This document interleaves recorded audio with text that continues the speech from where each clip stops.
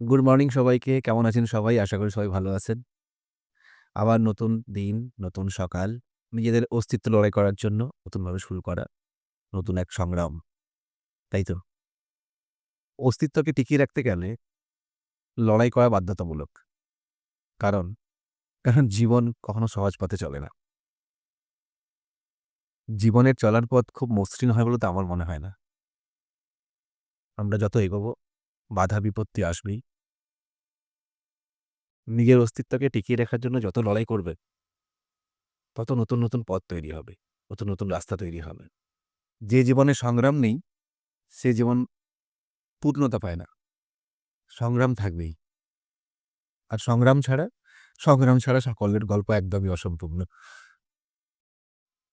ঠিক বললাম তো? চলুন নতুনভাবে নতুন দিক শুরু করা যাক।